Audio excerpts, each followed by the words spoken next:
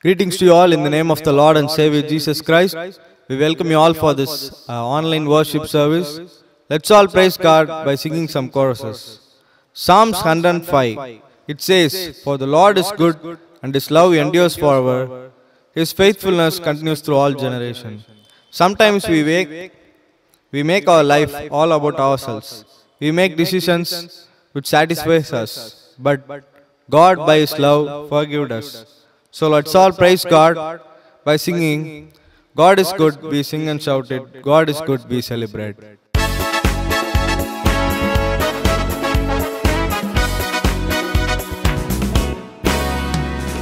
God is good, we sing and shout it, God is good, we celebrate, God is good, no more we doubt it, God is good, we know it's true.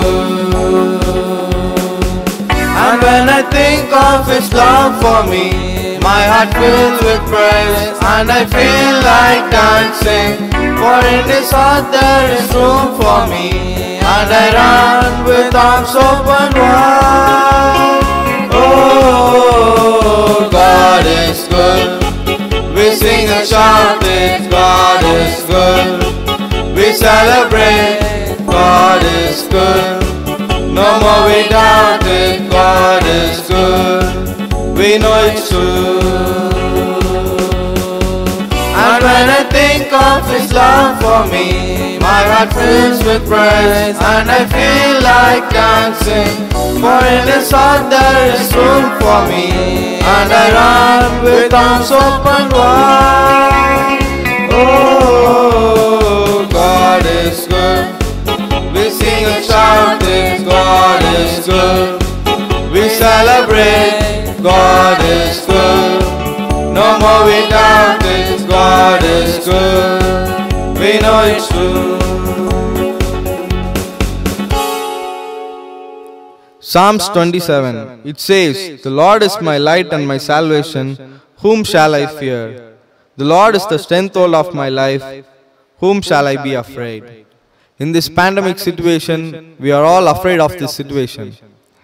But this verse says, "The Lord is my light and my salvation, whom shall I fear?" With this thing in heart, let's all sing this chorus. Lord, the light of your love is shining, in the midst of the darkness shining.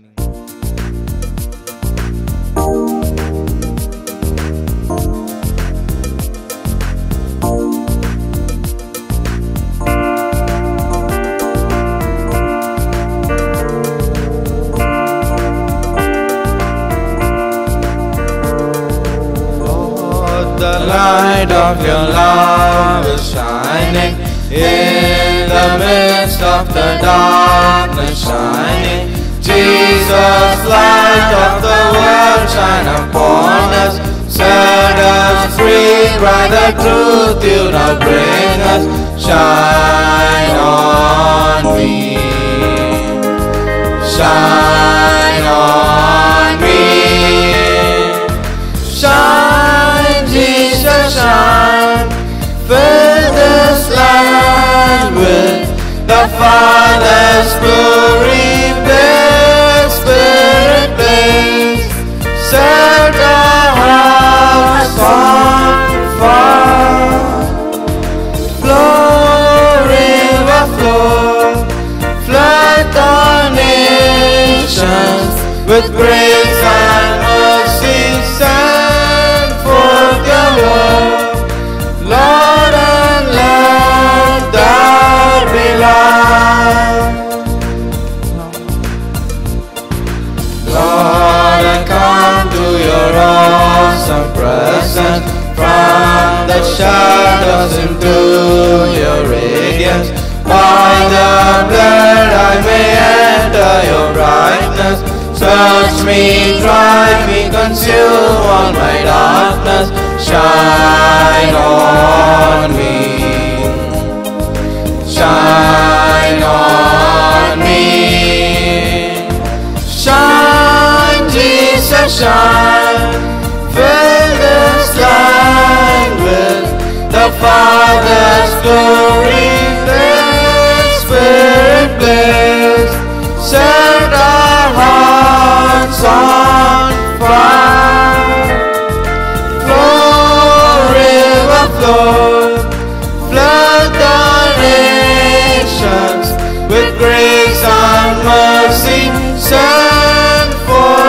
world, Lord, and let there be light. In this pandemic and tough situations too, we have the privilege to worship God through online. So let's all forget about ourselves, concentrate on Him, and worship God by singing, "We have come into His house and gathered in His name to worship Him."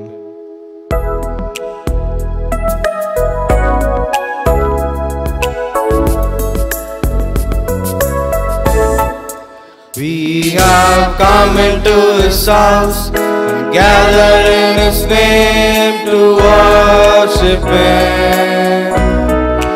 We have come into His house and gathered in His name to worship Him. We have come into His house and gathered in His name to worship Christ the Lord. Worship Him, Jesus Christ the Lord.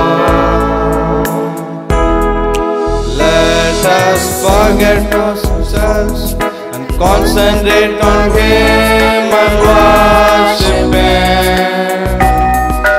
Let's forget about yourself and concentrate on Him and worship Him. Let's forget about yourself and concentrate on Him and worship Christ the Lord.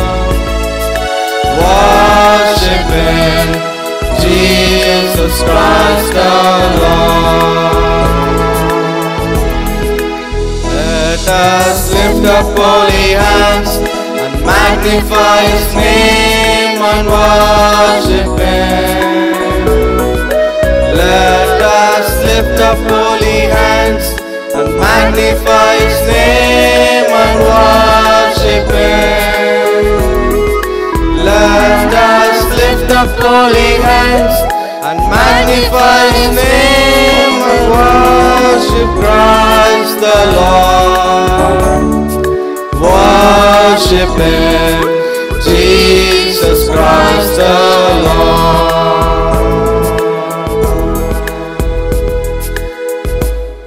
Let's all move into this time of prayer by singing, "Abba Father, let me be yours and yours alone."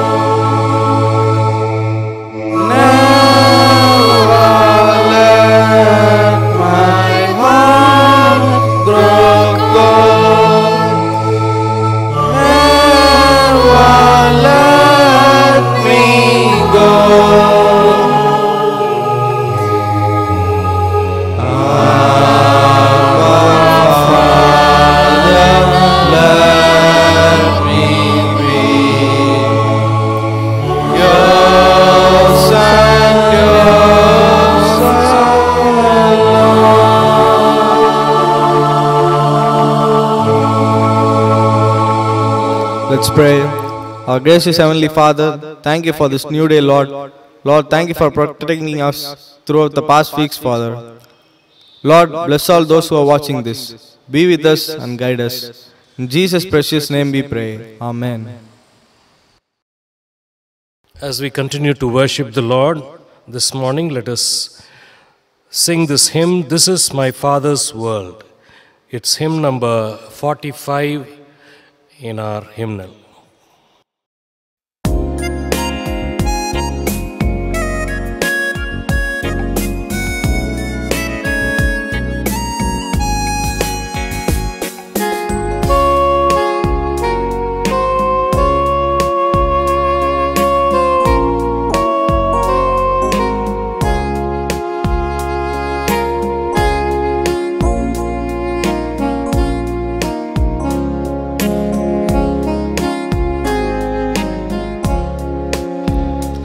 This is my Father's world, and to my listening ears, all nature sings and round me rings the music of the spheres. This is my Father's world, I rest me in the thought of rocks and trees, of skies and seas, His and the wondrous wrong.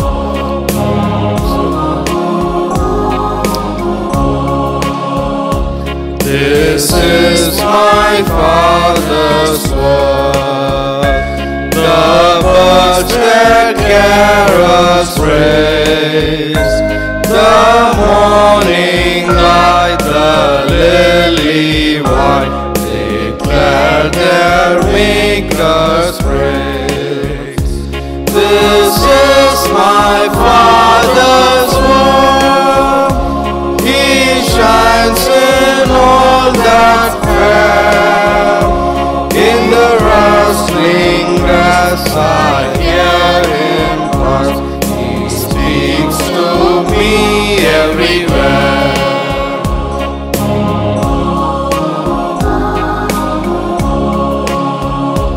This is my Father's word.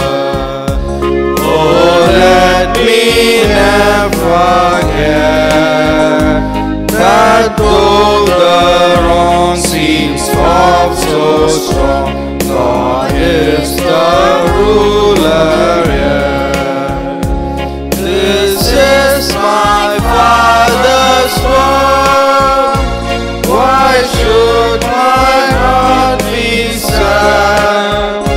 The Lord is King, let the heavens ring. God reigns, let the earth be glad.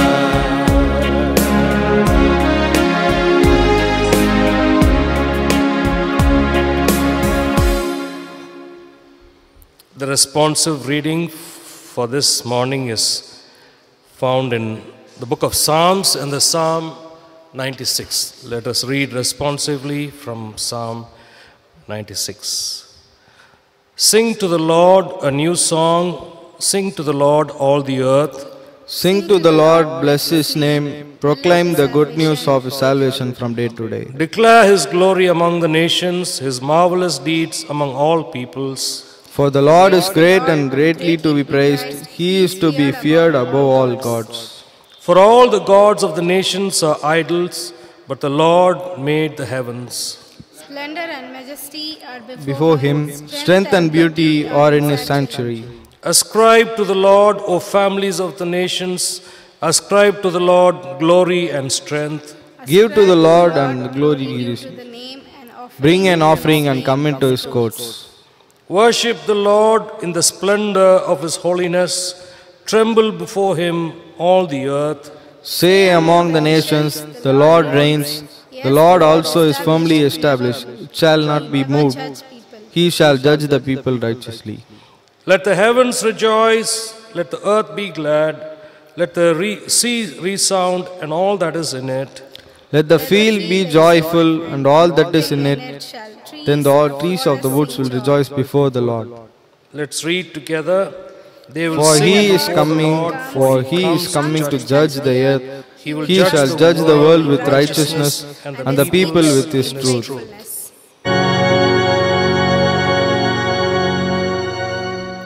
Glory be to the Father and to the Son and to the Holy Ghost, as it was in the beginning, is now and ever shall be, world without end.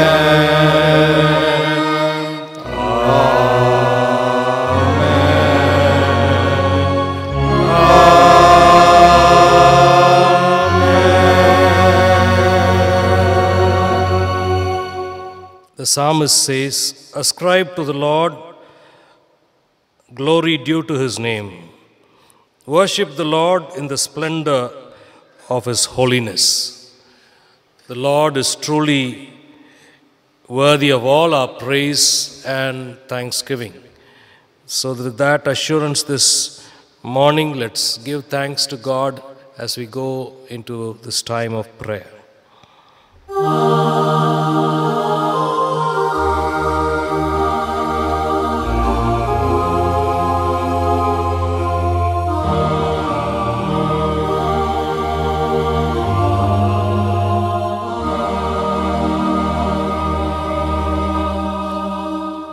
Breathe on me, breath of God. Fill me with life anew, that I may love what thou dost love, and do what thou wouldst do. Breathe on me, breath of God, until my heart is pure, until with thee I will one will to do and to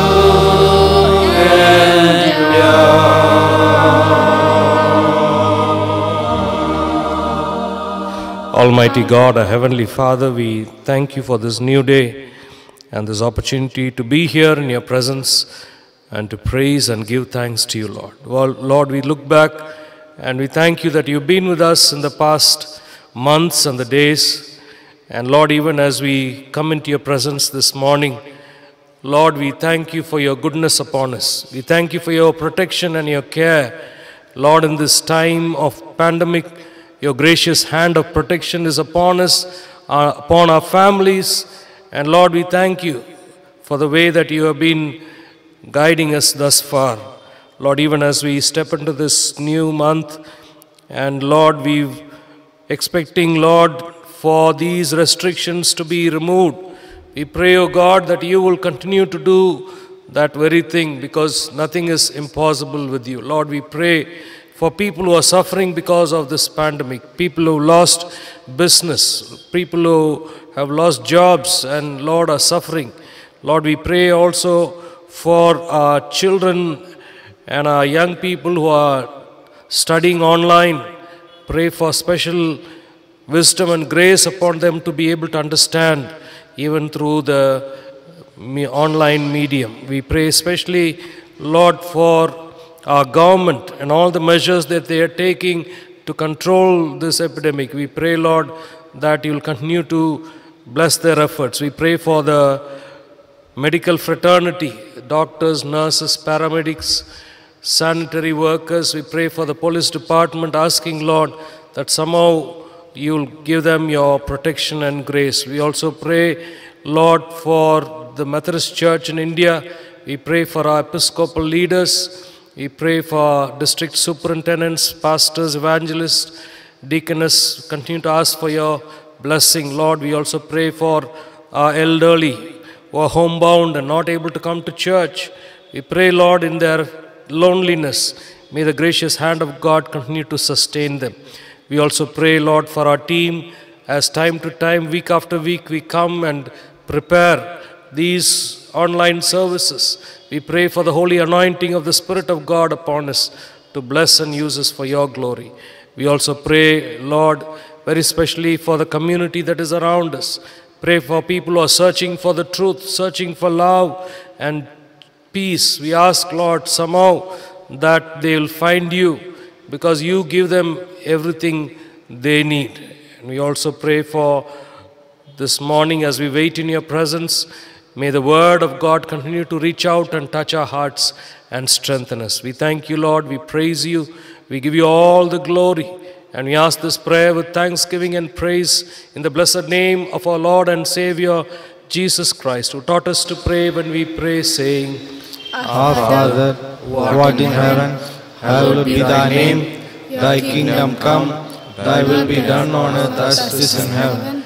Give us this day our daily bread, and forgive us our trespasses, as we forgive those who trespass against us. Lead us not into temptation, but deliver us from evil. For thine is the kingdom, the power and the glory, forever and ever. Amen. Let's pause for a moment to pray. Almighty God, our Heavenly Father, we bow down in your presence this morning, and we ask that the Spirit of God would so help and enable us to understand the Word, and so be blessed. Lord, bless our hearts. In Jesus' name we pray. Amen. This morning we are looking at our present situation. We have been waiting for a long time for some kind of deliverance, some kind of relaxation where we would be able to go back to normal lifestyle. But of course it's not happening in our times, and all of us have gotten used to the new normal, as we call it, because now that all these restrictions have become the new normal, and looks like life will go on like this for quite some time. And we look at a certain passage this morning that helps us to understand that whatever is our life situation, there is always our God. He comes into those very situations to help his people. Hallelujah. That is the good news to you and to me this morning. Whatever is our life situation, God always walks into those very impossible situations to deliver us from those situations. And it talks about 4 kinds of people. We are looking at Psalm 107. Talks about 4 kinds of people, and all of them were in different situations.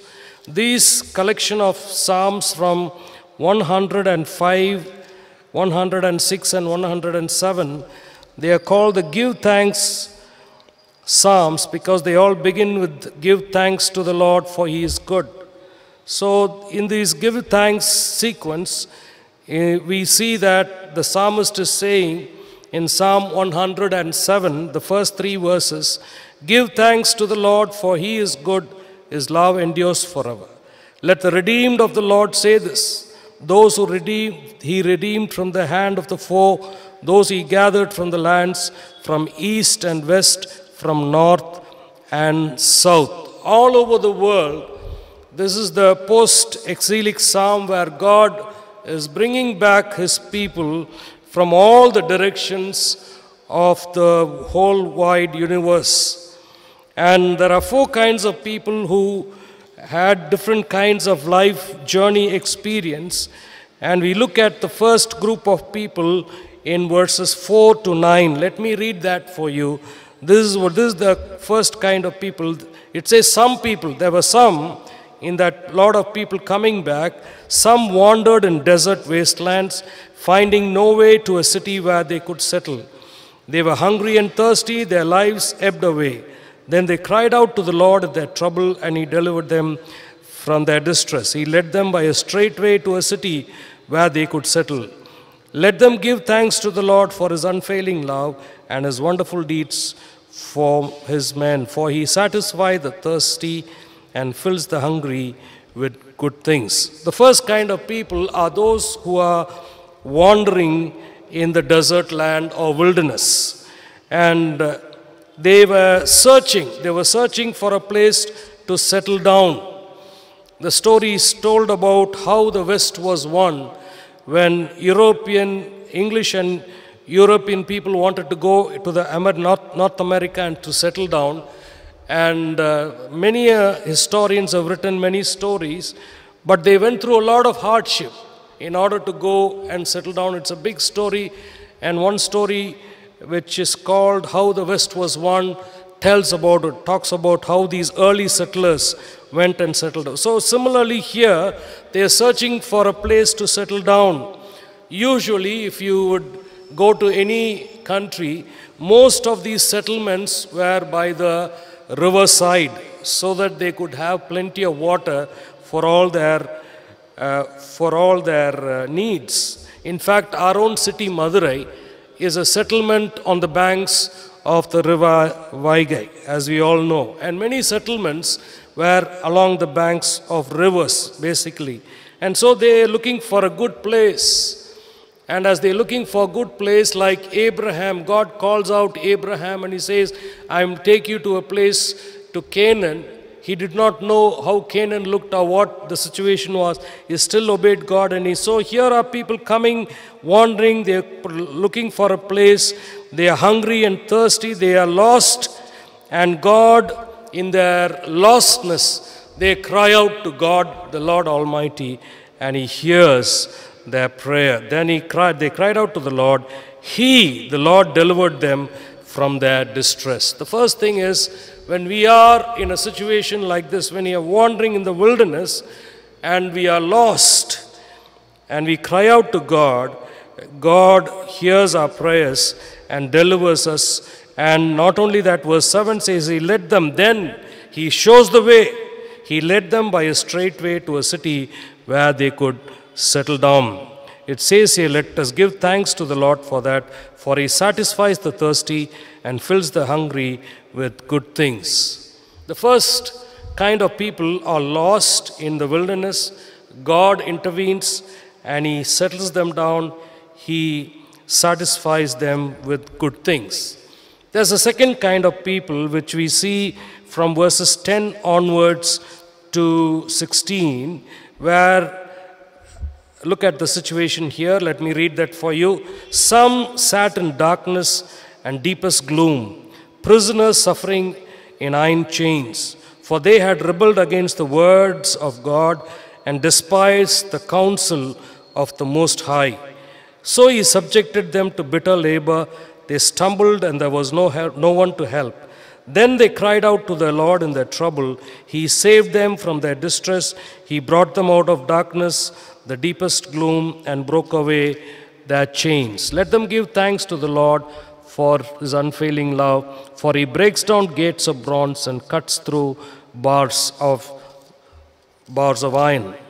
So the second group of people, the first, we know that people who are lost, and even in the spiritual sense, when people are lost in the pursuit of God or in the pursuit of pleasure, God intervenes into those situations to redeem them.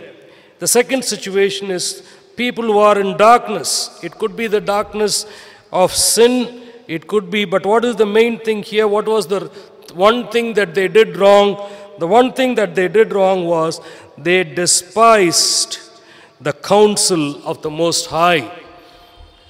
They did not want to listen to God. Here is a group of people, they are in darkness, just like many people in our own land, and they are prisoners of their own making. They are bound, and probably you could call this a pandemic, something like that, but this is a spiritual imprisonment. And in the spiritual imprisonment, since they despised the words of God, they rebelled against the word of God, He subjected them to bitter labor. They stumbled and there was no one to help. They are in a situation that nobody could help. There will be situations in people's life when nobody can help them except themselves. And sometimes, even over and above that, only God can help them.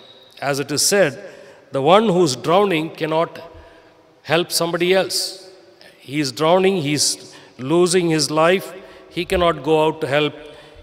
He'll leave alone help himself. And God has to intervene in that situation.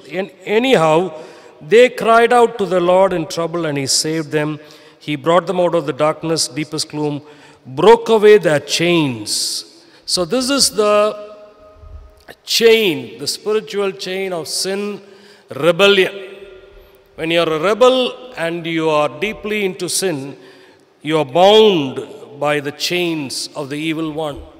And God has to break down those chains in order to deliver them. And on the cross of Calvary, God broke down those chains that bind us under the imprisonment of sin and its consequences. And that's why in verse 16 it says, "For He breaks down gates of bronze and cuts through bars of iron." They are caught in a prison, and God is able to deliver them. Any kind of hindrance He is able to break down. It could be chains, it could be irons, it could be doors, anything and whatever, it will break. God is able to break those things. There will be situations in our lives we might think this thing cannot be done by God. And God has to intervene in that situation to show that He is able to break down those very chains. Thirdly, we look at another group of people from verses 17 to 22, where it says, let me read that for you, "Some became fools through their rebellious ways and suffered affliction because of their iniquities. They loathed all food and drew near the gates of death." Who are these people? They had become foolish because they have rebelled against God. They became foolish because they rebelled against God. Sometimes you can ask many things. One of the things is that when you are deep down in sin, when you're caught up in sin, one of the things that happens in our lives is that we make a total fool of ourselves. We think we are wise in our own eyes, but actually we become fools because we have rebelled against God. Anyway, even in their rebellion, they cried out to God, and God saved them from their distress. And what does He do this? How does He do this? He sent forth His word and healed them. Verse 20, He rescued them from the grave. They are in the deathbed. If not for God, they would die and perish. And God intervenes in that very situation to rescue them from the grave. It could be ill health, it could be total rebellion against God, but God intervenes in that situation and He completely delivers them even from the curse of death. There is a fourth kind of people. We see that from verses 23 onwards to 32, and where it says, others, this is the fourth kind of people. They went out on the sea in the ships.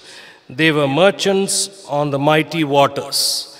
Now, just like we have so many motorized vehicles today that help us to traverse even the whole globe, especially the aeroplane.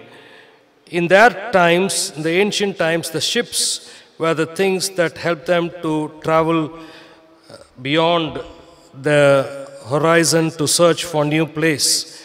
And these were merchants. This is what it says. They are on their business. But as they went down on the waters, they did see the beauty of God's creation.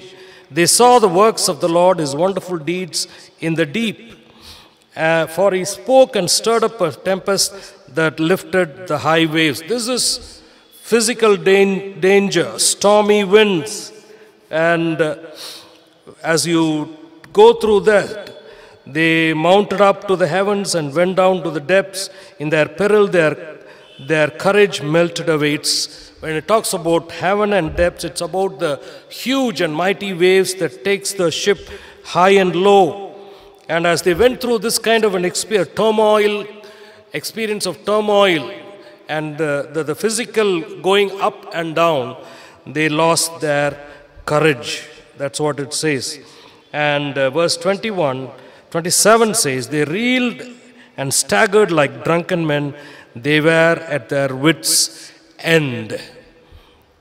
There is, in all of our lives, there is a point when we can do many things courageously, but there comes a time then you come to your wits' end. You say, beyond this, I can't take this anymore. It could happen in a theme park. You could be doing the giant wheel or some other ride, and you think you can't take it anymore. Or it could be a real experience when you're flying or on your sailing, and then you think, what will happen to me? Especially when there are the two things that we experience on the airplane. One is when you take off, you are a little scared. Also, when the airplane lands, you know that you are still anxious about how the plane will land. But this was a place where they thought this is the end of their lives. But anyway, then they cried out to the Lord, and He brought them out of their distress. Verse 29 says, He stilled the storm to a whisper. The waves of the sea were hushed. They were glad when it grew calm, and He guided them to their desired heaven. Paul, in his journey, talks about such shipwrecks and accidents where he had the misfortune of not being able to reach his target, the place. And so also in our life's journey, there will be these storms that will brew in our lives and looks like we will not reach. And this COVID-19 pandemic is such a thing. Looks like there is no hope beyond this. And you and I keep asking, is there life after COVID-19? And the question is, yes, there is, because God is in control even from these situations like these. And so this morning, God is able to, whatever life situation, you can be from the north, from the west, from the east and the south, whatever direction. And you could be in whatever situation. But when we cry out to God, He is able to deliver us. He is able to redeem us. And so the psalmist concludes by, let them exalt Him in the assembly of the people and praise Him in the council of elders. In all these situations, God helps them. Look at verse 33. He turned rivers into a desert, flowing springs into thirsty ground, fruitful land into salt waste because of the wickedness of those who lived there. But He turned the desert into pools and water and the parched ground into flowing springs. God is able to do either way. He could turn a desert into a spring or a river into a desert. God is able to do beyond our thinking. You and I have finite thinking about how God works in the universe and in our lives. But today, you and I are a little perplexed because we don't know what is the end of this pandemic. But God is in control. And so, as we go through these different experiences, we learn lessons. And that's why, in conclusion, the psalm says in 43, whoever is wise, let him heed these things and consider the great love of the Lord. Of all this, what is the thing that you and I need to consider and think about? We need to consider how great is the love of our God. This morning, let us be assured of this wonderful love of God. His love is beyond measure.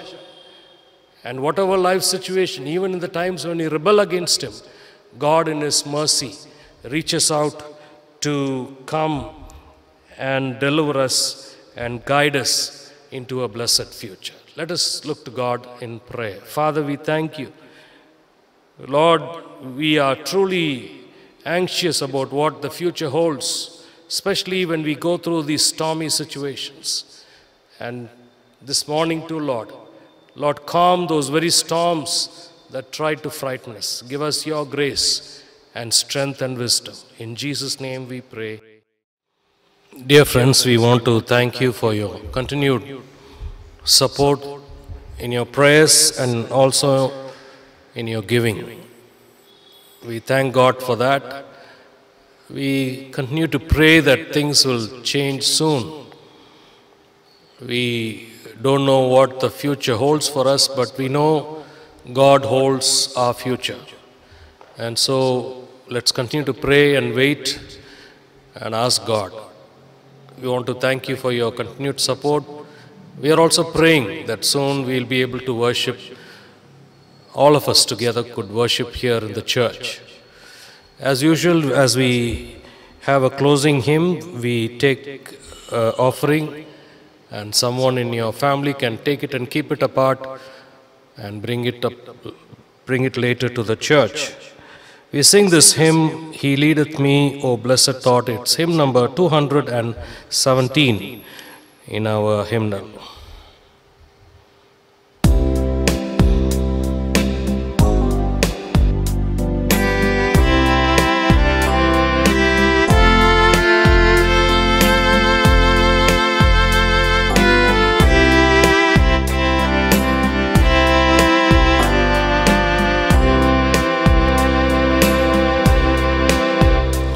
He leadeth me, O blessed thought, O words with heavenly comfort fraught, whatever I ever be, still this hand that leadeth me. He leadeth me, by His hand He leadeth me, His faithful follower I would be, for by His hand He leadeth me. Sometimes in seas of deepest gloom, sometimes where Eden's lowest bloom, by waters still all shall I see, still this hand that leadeth me. He leadeth me, by His own hand He leadeth me, His faithful follower and He leadeth me.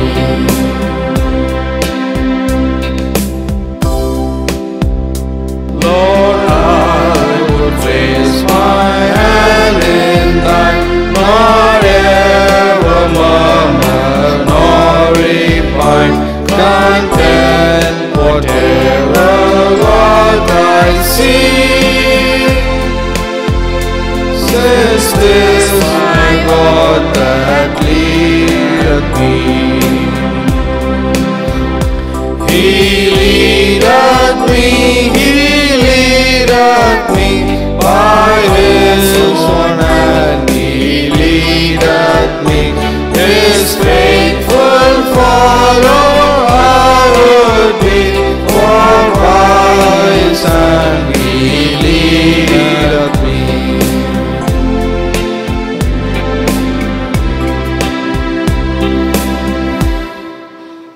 As we pray for these offerings, let's also pray for those who are celebrating their birthdays today and in the forthcoming week, and wedding anniversaries as well.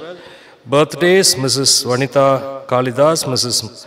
Merlin Karthik, Sweta Arul Selvam, Johan Pasumalai, Mr. M. Chelakumar, Mrs. Manoranjidam Christopher, Mrs. Mary Barnaba, Adeline Paul. Wedding anniversaries, Mr. and Mrs. Sunny John, Mr. and Mrs. Alvin Reno. Let us pray. Almighty God, our Heavenly Father, we thank you because it is you who leads us into the future. We do not know what lies ahead, but you take our hands and Lord, you lead us into the future because you know the way and you know what lies ahead. And so Lord, as we step into this new week and the days ahead, give us your guidance. Give us, Lord, the light in our darkness. Give us wisdom in our confusion. And so bless and guide us. We pray for these offerings, all those who have given. We pray for the ministry of our church. Lord, we especially pray for these who are celebrating their birthdays and wedding anniversaries. As they step into this new year, may it be a year filled with your blessings, your care, and your guidance. We thank you, Lord. We praise you. We give you all the glory. We ask this prayer with thanksgiving in Jesus' precious name. Amen. The grace of our Lord Jesus Christ, the love of God the Father, and the sweet communion of the Holy Spirit rest and abide with us all both now and forevermore.